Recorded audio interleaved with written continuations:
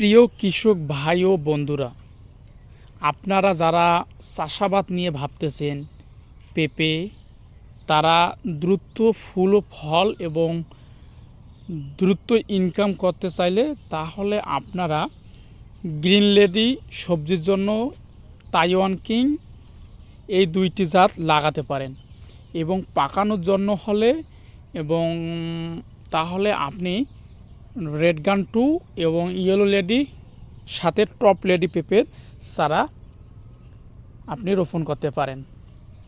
এগুলো থেকে আপনি প্রচুর পরিমাণ ফুল ও ফল পাবেন এবং এখান থেকে ভালো টাকা ইনকাম করতে পারবেন।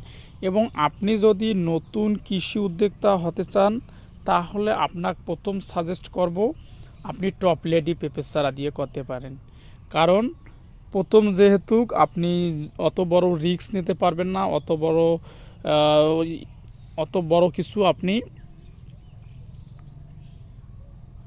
সামলাতে পারবেন না, তাহলে আপনি এই জিনিসটা করতে পারেন, টপ লেডি জাতের পেঁপেটা লাগাতে পারেন।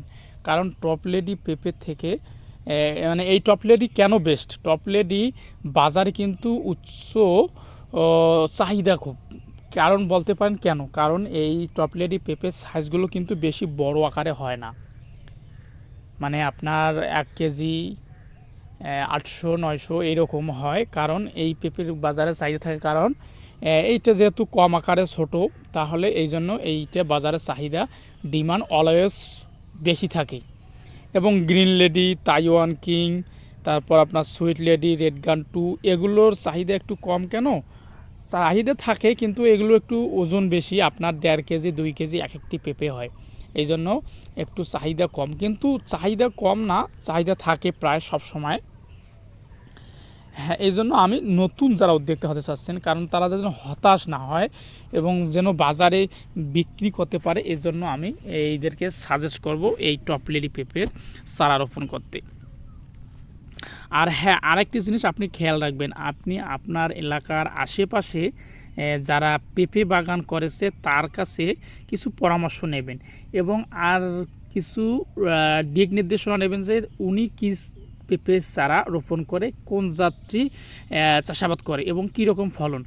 যদি আপনি দেখেন যে গ্রিন লেডি, তাইওয়ান কিং বা সুইট লেডি, রেড গান বা yellow lady, red lady, first lady, top lady, এগুলো কোনো জাতের পেঁপে চারা যদি আপনি উনি রোপণ করে বা শাহী যাকে রোপণ করে, তাহলে ওখান থেকে আপনি উনি যেটা রোপণ করছে আপনিও ওই জাতটাই রোপণ করবেন। কারণ যেহেতু আপনার আশেপাশে ওই জিনিসটা ভালো সারভাইভ করতেছে, ভালো ফুল ও ফল আসতেছে, তাহলে কিন্তু আপনারও ওই গাছগুলো থেকে ভালো ফুল ও ফল আসবে। এই জন্য আমি সবসময় বলি আপনারা এলাকার আশেপাশে আগে দেখবেন যে কোন গাছের চারাগুলো এবং রোপণ করলে ভালো ফুল ও ফল পাচ্ছে। তাই আপনারা যারা এইরকম চারা ক্রয় করতে চাচ্ছেন তারা আমাদের একে অ্যাগ্রো নার্সারিতে যোগাযোগ করবেন। আমাদের কাছে বর্তমান হিউজ পরিমাণ এই পেঁপের চারাগুলো অ্যাভেলেবল আছে। চারাগুলো নিতে আপনারা আমাদের ইউটিউব চ্যানেল এবং ফেসবুক পেজ অফিসিয়াল এগুলো থেকে আপনারা কমেন্ট অথবা নাম্বারে আমাদের যে নাম্বার দেওয়া আছে এই নাম্বারগুলোতে আপনারা যোগাযোগ করে ক্রয় করতে পারেন। এবং এই চারাগুলো আমরা 64টি জেলায় বাস এবং কুরিয়ারের মাধ্যমে ডেলিভারি দেই। যারা এরকম রোগমুক্ত, স্বাস্থ্যকর এবং প্রিমিয়াম কোয়ালিটির চারাগুলো খুঁজতেছেন কোকোপিটে উৎপাদিত, তারা দ্রুত আমাদের একে অ্যাগ্রো নার্সারিতে যোগাযোগ করবেন। এবং আপনারা যারা চাষাবাদ করেন, এই যে যেমন এই যে পানি জমছে এখানে, আমাদের ড্রেনটা ক্লিয়ার করা আছে, কিন্তু ওখানে একটু আমাদের দেওয়া আছে, মানে মাটি দেওয়া আছে, যেন বৃষ্টি যেন বাইর হওয়ার মতো যে সিচুয়েশনটা আমরা রাখছিলাম, এখানে হয়তো একটু পোকামাকড় বা টিয়া আমার আক্রমণ বলতে ওটা আপনার গাছগাছালির পাতা টাতাগুলো দিয়ে মানে খেপে গেছে, এই জন্য পানি জমছে। এই যে আপনার পেঁপে যদি আপনারা রোপণ করেন এই জায়গায়, তাহলে কিন্তু এই জায়গায় কোনো পানি নেই, দেখতেছেন কোনো পানি নেই, এই পানিগুলো আপনার এখানে নেমে গেছে। এই নেমে যাওয়ার কারণে এই আপনার একটা সুযোগ সুবিধা, তাহলে পেঁপে গাছে আপনার পচানিও ধরবে না এবং গাছটাও আপনার সুস্থ সবল থাকলো। এই জন্য আমি সবসময় বলি আপনারা রোপণ করার সময় এইরকম ড্রেনেজ আকার তৈরি করুন এবং বেডটা যেন উঁচু হয়, যেন পানি জমে না থাকে, এবং নালা তৈরি করুন, তাহলে ভালো একটা রেজাল্ট পাবেন এবং গাছগুলো মরবে না।